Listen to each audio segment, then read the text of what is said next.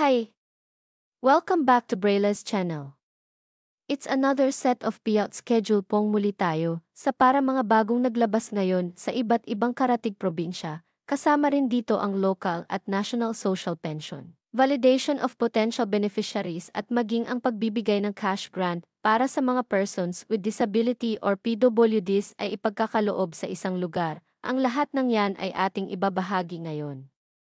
But before po tayo mag-start sa ating topic, kung bago ka pa lang sa aking channel, please do kindly subscribe, like, and share na din sa ating mga kaibigan, kaanak o kapwa po natin pensioners maging sa ating mga social media accounts para lagi po tayong updated sa mga latest payout at iba pang impormasyon na para po sa inyo. With no further ado, let's begin na po sa ating topic. Just in local and national social pension latest payout updates as of September 11 of year 2024. Kasama rin ang pagbibigay ng cash grant para sa persons with disability or PWD. Saang lugar kaya ito? Ang buong detalye alamin. Narito na po ang mga bagong payout updates as of September 11, kasama na ang validation at pagbibigay cash grant sa PWDs sa kanilang lugar. Umpisahan po muna natin sa probinsya ng Barangay 30 Bacolod City, Negros Occidental. Alam niyo po ba na magkasunod na ibibigay ang kanilang local at national social pension? Na ipamahagi na ngayong araw ang inyong national social pension sa inyong barangay gym, sa pangalawang araw naman. September 12 nakaschedule ang inyong local pension na gaganapin din sa inyong barangay gym na mag-start ng 1:00 ng hapon. Tignan niyo na lang po ang listahan sa inyong barangay.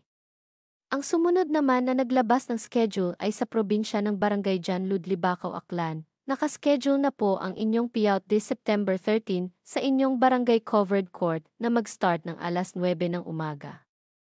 Ang sumunod naman ay sa probinsya ng Barangay Natumulan, Misamis Oriental. Ginanap na ngayong araw ang inyong payout. Ang next natin ay sa probinsya ng Barangay Talusan, Zamboanga, Sibugay. Ginanap na rin ngayong araw ang inyong payout para sa Barangay Baganipay, Florida, Laparay, Mahayahay, Sagay, Poblasyon, Aurora, Bulingan, Bualan, Kaulan, Kasigpitan, Samonte, Mualbual at Barangay Tuburan. Ang sumunod naman ay sa probinsya ng Barangay Small, Kapatagan, Isabela, Basilan. Nakaschedule na po ito this September 17 na gaganapin sa inyong multipurpose hall. Ang sumunod na schedule ay sa probinsya ng Barangay Posobolong, Zamboanga City. Sa September 27 na po ang schedule ng inyong payout na gaganapin sa Holy Rosary Training Center. Sa ngayon ay ongoing ang ginagawang validation sa kanilang barangay para sa mga potential beneficiaries. Samantala, ang Barangay San Jose, Malilipot, Albay ay nagsagawa ng validation para sa kanilang mga potential beneficiaries. At panghuli po natin ay ang pamimigay ng local pension at cash grant para sa kanilang PWDs beneficiary para sa Gabaldon, Nueva Ecija.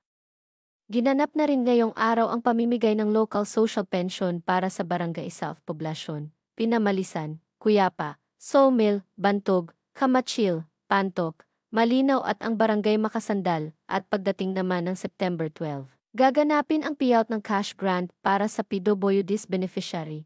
Kabilang dito ang Barangay Bagting, Calabasa, Ligaya, Bugnan, Bagong Sikat, Tagumpay, Malinaw, Pantok, Pinamalisan, Cuyapa, Sawmill, Bantog, Kamachila, Makasandal, Barangay South at North Poblacion. Gaganapin po ito sa bawat barangay gymnasium sa oras na makikita niyo po sa inyong screen. That's it. Ito pa lamang po ang mga naglabas ng kanilang payout schedule, local man o national pension. Manatili po kayong nakatutok sa aking channel para sa mga latest payout updates at iba pang impormasyon na para po sa inyo. Marami pong salamat and God bless everyone.